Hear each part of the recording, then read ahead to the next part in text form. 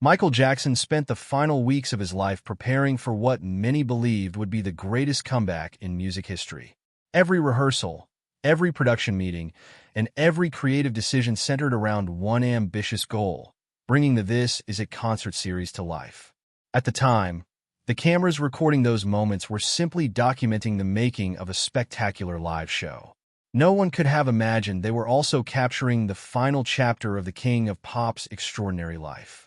Looking back today, those recordings carry a much deeper meaning. What once appeared to be ordinary behind-the-scenes footage has become an emotional record of Michael Jackson's last days. Every conversation, every rehearsal, and every smile now reminds fans of a future that never came. In the days leading up to the scheduled opening night, Michael remained completely immersed in the production. He wasn't simply the performer standing at the center of the stage. He was the creative force guiding every aspect of the show. Whether discussing visual effects, lighting, choreography, or music, every important decision passed through him first. Production meetings often revealed just how detailed his vision really was. Michael carefully reviewed computer-generated visuals, offered suggestions, and refined ideas until they matched exactly what he imagined. Even the smallest adjustments mattered. He believed every scene should contribute to one complete experience, ensuring audiences would leave feeling they had witnessed something unforgettable. His passion for perfection could be seen in every discussion. During one meeting, he enthusiastically praised several visual concepts while offering thoughtful suggestions about how certain effects could be improved. Nothing escaped his attention. A lighting cue, the timing of an animation, or the movement of a dancer all received the same level of careful consideration. Those working alongside him understood they weren't simply preparing another concert. They were helping create a production unlike anything audiences had seen before. Humor also remained part of the process. Between serious conversations about stage design and special effects, Michael occasionally joked with members of his creative team, creating moments of laughter that lightened the atmosphere.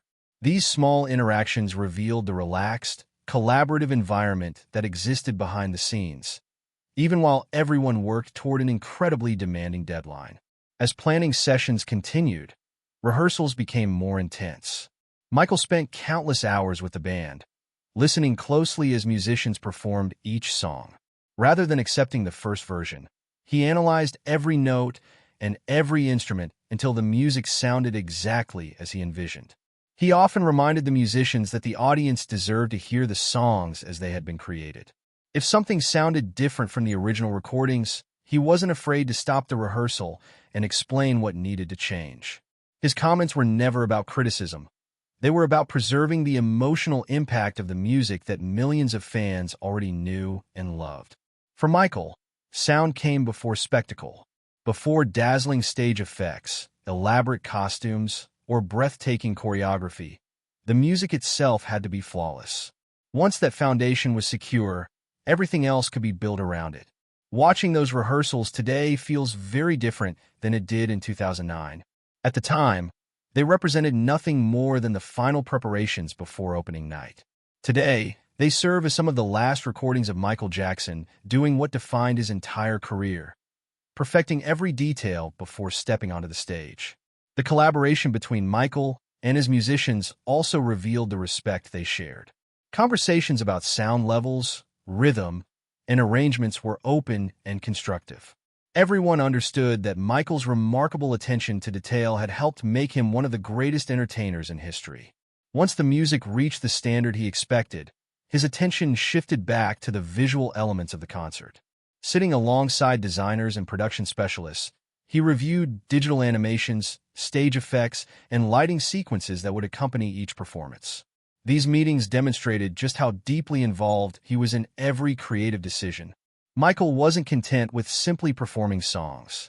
He wanted each number to tell a story through movement, imagery, and emotion.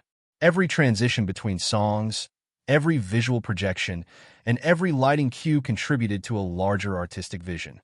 As he watched demonstration footage, he frequently paused the playback to point out details that could be improved. Sometimes he complimented the work enthusiastically. Other times, he suggested subtle adjustments that would strengthen the final presentation. His creative instincts remained as sharp as ever. Those around him often watched with admiration as he transformed simple ideas into memorable stage moments. His ability to visualize the finished production long before it reached the stage was one of the qualities that set him apart throughout his career. By this stage of rehearsals, the entire production had begun taking shape. Dancers practiced complex routines, musicians refined their performances, technicians adjusted lighting equipment, and stage crews prepared elaborate effects.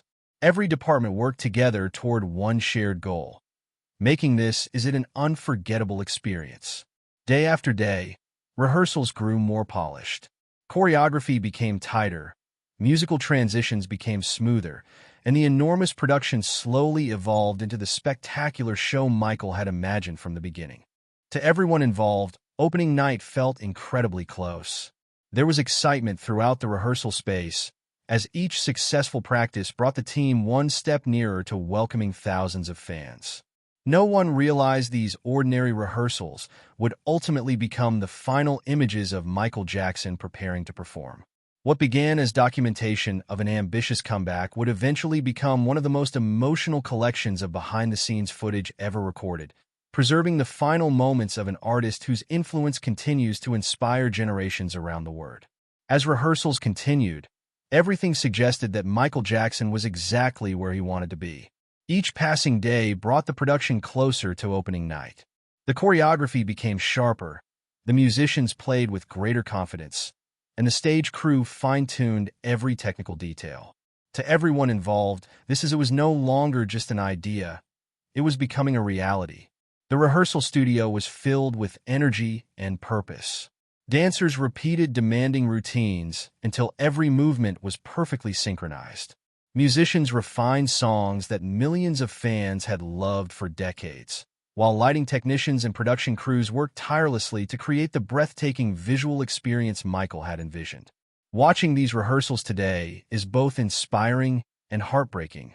At the time, they represented hope, a legendary performer preparing for one final spectacular return.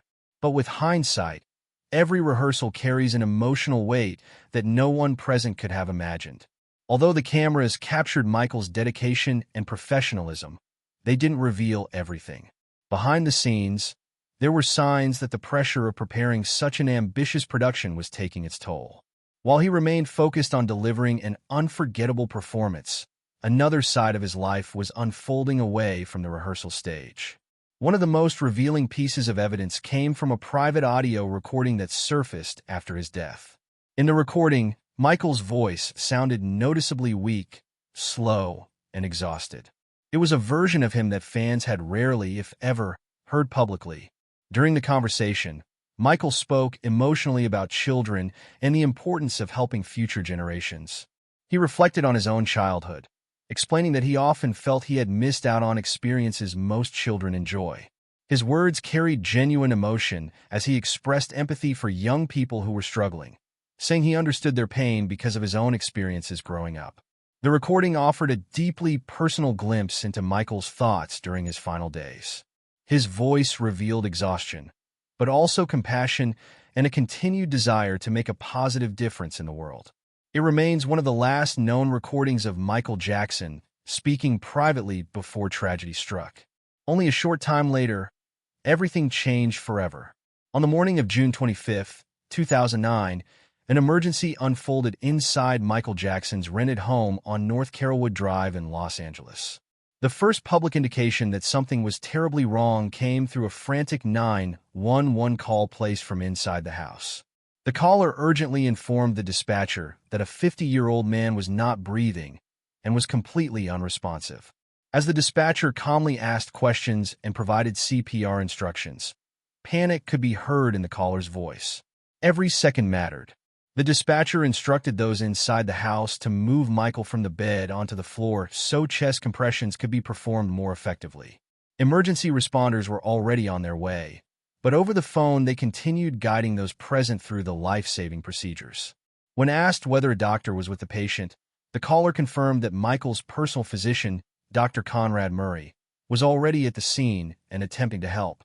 Despite those efforts, Michael showed no signs of responding. Listening to that recording today is incredibly difficult. At the time, no one outside the house knew who the patient was or how the situation would end. What was unfolding behind the walls of the Carrollwood residence would soon become one of the most shocking news stories in entertainment history.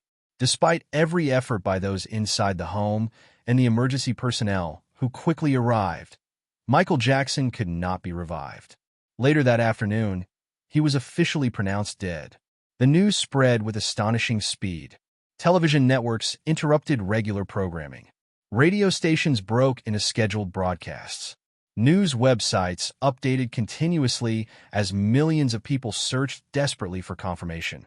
For many fans around the world, the reports seemed impossible to believe. Only days earlier, Michael had been rehearsing for a series of concerts that promised to mark one of the greatest comebacks in music history. Now headlines everywhere announced that the king of pop was gone. Outside UCLA Medical Center, crowds of reporters, photographers, and devastated fans gathered almost immediately. People stood in silence, cried openly, embraced strangers, and struggled to accept what they were hearing. Across the globe, millions of fans experienced the same disbelief.